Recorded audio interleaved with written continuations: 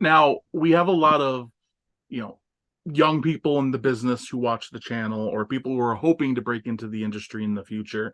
Could you pass along some knowledge? If you're a young guy going into a locker room, maybe for the first time, or if you're new, could you give some tips, some advice on what kind of behavior people should follow? What's the best way to advance their career? Because, there's obviously the balance of you need to be respectful, you need to be quiet, eyes open, ears open, mouth shut. But at the same time, you also need to be there. You need to be present. You need to be involved to learn. You need to ask questions. So, what's the line? Can you talk about that a little bit? Yeah, I can keep it pretty simple on that one. Sit down, shut up, and listen. Those are the key indicators to success in this business. You don't know anything until you know something. And I promise you, still to this day, I don't know anything.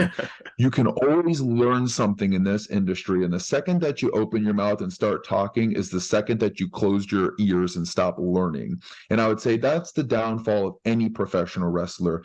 If you're a young person getting into the industry, you owe it to yourself and to the promotion that you're working at to give 100%.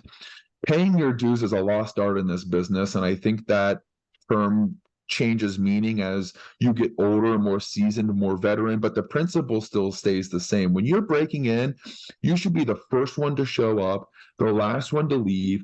You go to Roger or you go to your promoter and say, hey, what is it that I need to do to get better, to get on the show, to make your life easier? You need me to run water, you need me to run the door, you need me to run the camera, you need me to cut production, whatever it is that you do it and do it to the best of your ability because you're only going to make yourself be a more well-rounded professional wrestler. I go back to what I learned from CM Punk. When I was breaking into the industry, I did the same thing. I Googled on WikiHow. I said 10 steps to be a professional wrestler, no joke.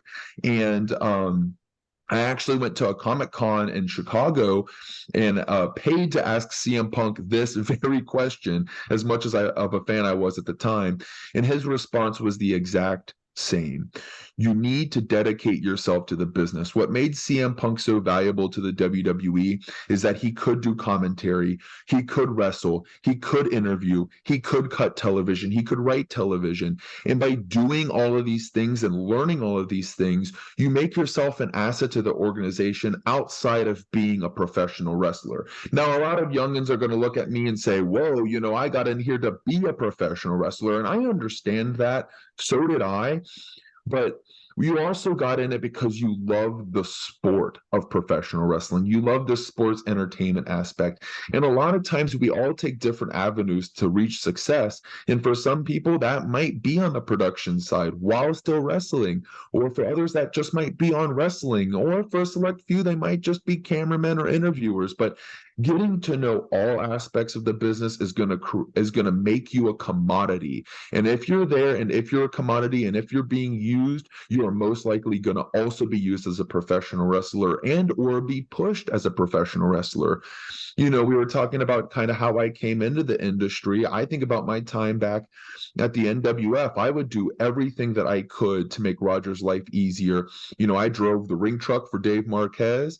I'd set up and tore down the ring every show for NWF for over 4 years. I scrubbed the toilets at the NWF. I cleaned the locker room. I scrubbed the mat, and I did all of those.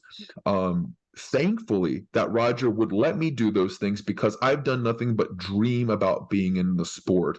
And whether I was just setting up the ring, sitting on security, or actually performing inside of those ropes, I was a happy person. And so I would challenge everybody to do the same thing. Prove yourself. The business owes you nothing. You owe it everything. Times have changed and the territory system has changed, but paying your dues has not. And I would really urge everyone to consider that path when getting into professional wrestling. Very cool. Thank you for that insight. I very much appreciate it.